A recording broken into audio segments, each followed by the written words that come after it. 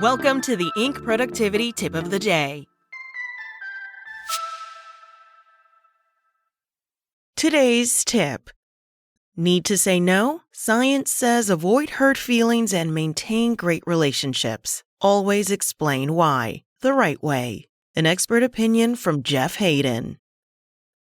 Sometimes you have to say no. In fact, you should say no a lot more often. As Warren Buffett says, the difference between successful people and really successful people is that really successful people say no to almost everything. The late Steve Jobs agreed. People think focus means saying yes to the thing you've got to focus on, Jobs said, which means saying no to the 100 other good ideas. But saying no can come at a cost. Say no to a friend's request, and their feelings could be hurt. Say no to an employee and their sense of engagement could be damaged. Say no to a long-term customer and they may consider looking elsewhere. However justified, saying no can often negatively impact a relationship, unless you say no the right way. But first, the wrong way to say no.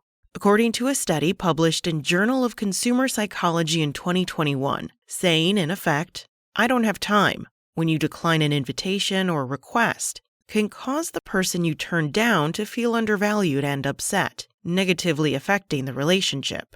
Time excuses are seen as less valid, less justified. In simple terms, you have the time, you just don't want to give it to me. Say you invite me to a seminar. I get those kinds of requests at least once a week. If I respond saying, "I'm sorry, but I won't be able to attend," clearly that means I'm choosing to do something else. Granted, that's always the case. Not doing one thing automatically means doing something else. But without additional context, the researchers found people consider time to be subject to personal control, which of course it is. I have the time, I just don't want to give it to you. I am clearly choosing something else over your seminar, which again, however justified, is a problem. Say a friend invites you to an event.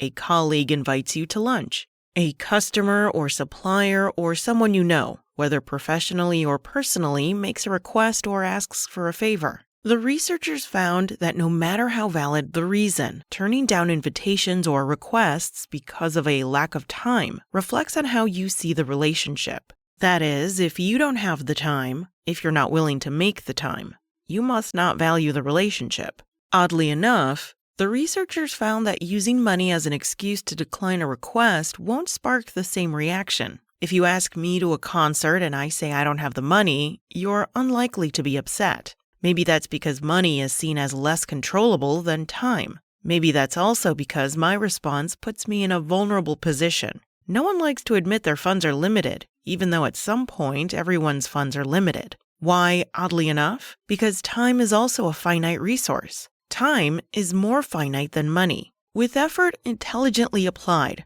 I can make more money, but I can't make more time. Money excuses can also be implied. If you decline a request because you have to work, the financial reason is implied. If you decline to work on a side hustle, the financial reason is implied. While you can, in effect, decline because you can't afford it, you can also say no because you're trying to make money. The key is to provide greater context. Yes is a complete sentence. No is not.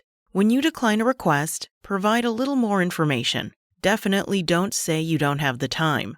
And don't just say you're really busy. Add context. Add detail. Explain why. Maybe you're trying to meet a tight deadline. Maybe you're trying to finish a massive project. Maybe you're working longer hours because you're short-staffed. Maybe you've already blocked that time for another purpose. Ask me to attend your seminar and I could borrow a line from Wharton organizational psychologist Adam Grant. Thanks for inviting me, but I'm in the middle of writing a new book and my plate is beyond full. Granted, that's a time excuse, but it's also a valid time excuse. Another approach is to explain that saying no comes from a personal policy. Take me, for example. I don't post blurbs about new books on LinkedIn. I no longer write forewords or introductions for other people's books. I don't speak for free. When people ask, I say no and explain that I'm not rejecting them, I'm maintaining a boundary I've set for myself. Does that approach ensure no one gets upset? Nope. The people who do get upset are always people I don't know and who aren't interested in building a mutually beneficial relationship. But it does help someone I do know understand why I might need to turn down their invitation or request. As with nearly everything relationship-related, understanding why makes all the difference, even if that relationship is with yourself. In a study published in Journal of Consumer Research in 2012, researchers created 2 groups. One group was given a simple temptation and told to say, in the face of that temptation, "I can't do that." The other group was told to say, "I don't do that." Here's what happened. Participants told to say, "I can't," gave in to the temptation 61% of the time. Participants told to say, "I don't," gave in 36% of the time. Then the researchers divided people into 3 groups and asked participants to set a long-term health and wellness goal. When their motivation inevitably flagged, one group was told to say, "I can't miss my workout."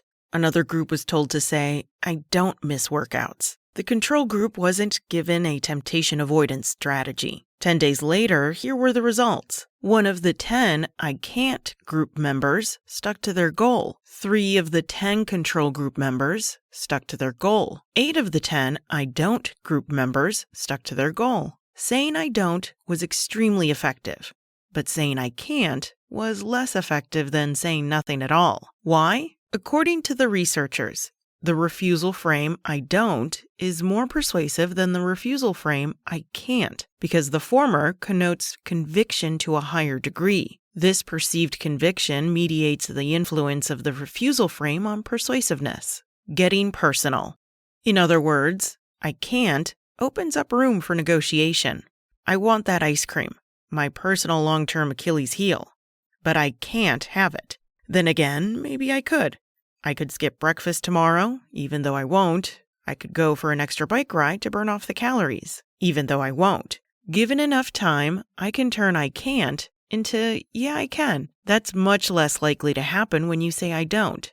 "I don't" is powerful, definite. There's no choice involved, no negotiation to be had. "I don't miss workouts" is much more powerful than "I can't skip my workout today." "I don't offer discounts" is much more powerful than "I can't give you a discount." "I don't relax my standards" is much more powerful than "I can't cut corners on this task." "I can't" leaves room for argument and compromise.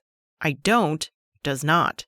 "I don't" also works when you decline requests from others. "I don't eat dinner after 7 p.m. because I'll feel bloated and won't be able to sleep well." "I don't do high-impact workouts because my knees can't take the pounding." "I don't mentor aspiring real estate investors because they inevitably want more time than I am able to give." Plenty of people hear "I can't" and automatically think, "All right, but under what circumstances can you do what I'm asking?" They immediately try to turn no into maybe, and maybe into yes. Before you know it, because you're a nice person, you end up saying yes. So just say "I don't," both to yourself and, when appropriate, to others. That's all for today. You can find more expert opinions from Jeff along with other thought leaders and business coaches at Inc.com. Be sure to come back tomorrow for another tip from Inc.